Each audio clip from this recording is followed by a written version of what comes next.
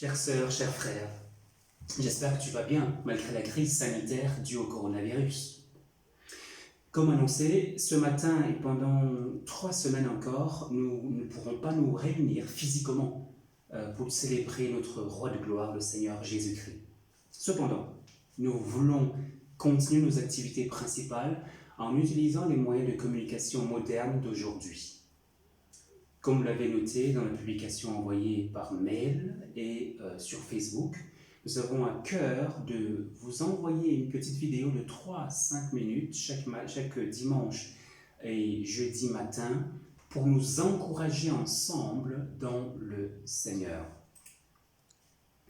Pour aujourd'hui, je vous invite à lire quelques versets dans le psaume 46. Psaume 46, à partir du verset 2. Dieu est pour nous un refuge et un appui, un secours qui se trouve toujours dans la détresse.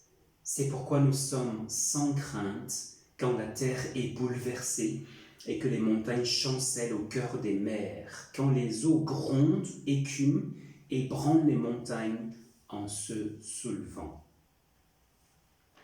Nous sommes sans crainte quand la terre est bouleversée, est-il dit au verset 3 de ce psaume 46. La crainte hante les consciences de nos jours. Crainte d'un tremblement de terre, crainte de l'explosion de l'une des centrales nucléaires belges ou d'Europe, et maintenant, peur que le petit coronavirus ne décime toute la terre entière. Et dans le monde entier, on voit des mesures qui traduisent cette peur. Fermeture des frontières, lourdes dispositions, etc. À côté de cette attitude, nous, chrétiens, devrions ainsi exprimer notre foi. Quand bien même la terre est bouleversée, quand bien même ce serait la fin du monde, nous n'avons pas à avoir peur. Pourquoi ? Pas forcément parce que Dieu nous épargnera de tout. Dans notre texte d'ailleurs, il n'est pas promis que Dieu viendra à notre secours. En ce qui concerne le coronavirus, Dieu ne promet pas de nous protéger forcément. On a vu les chrétiens et même les pasteurs être contaminés. Nous prions bien entendu que Dieu les rétablisse, tout comme nous prions aussi que Dieu nous préserve de ce virus. Si nous pouvons être tranquilles, même au milieu du chaos, ce n'est pas non plus parce que Dieu va forcément nous fabriquer un abri matériel à notre taille. Il peut le faire, s'il le désire. Si nous pouvons être sans crainte, c'est parce que Dieu lui-même est notre refuge, comme le dit le verset 2. Dieu n'est pas un abri juste temporaire, mais il est notre refuge éternel et il désire qu'on vienne se réfugier sous ses ailes, et cela pour l'éternité. Si tu as trouvé en Jésus un abri éternel, alors tu n'as aucun mal à craindre, même si la terre est bouleversée, même si les montagnes chancellent, même si le coronavirus devait emporter tous les hommes de la terre. Je crois que Dieu permet sans doute des calamités comme ce que nous vivons pour faire éprouver aux hommes leur fragilité. Regardez, un virus microscopique qu'on ne peut même pas voir à l'œil nu, qui pourtant ébranle les grands hommes de ce monde.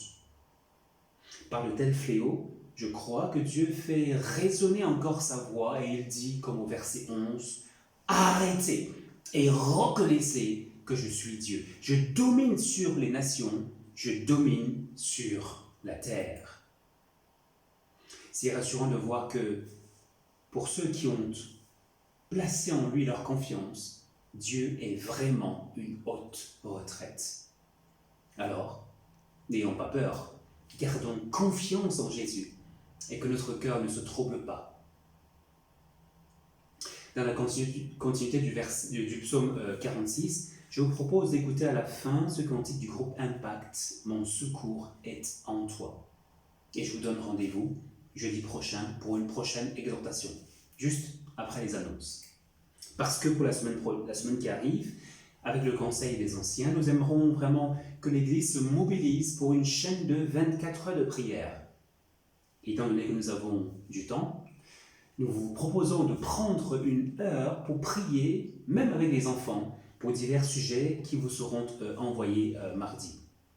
Ces 24 heures de prière commenceront mercredi 18 à 7 heures du matin pour se terminer jeudi 19 à 7 heures du matin. Je répartirai les noms dans ces différentes plages horaires-là, les noms de tous ceux qui ont participé aux 24 heures de jeûne et de prière du début du mois. Et à ce sujet, je vous enverrai bien entendu un SMS.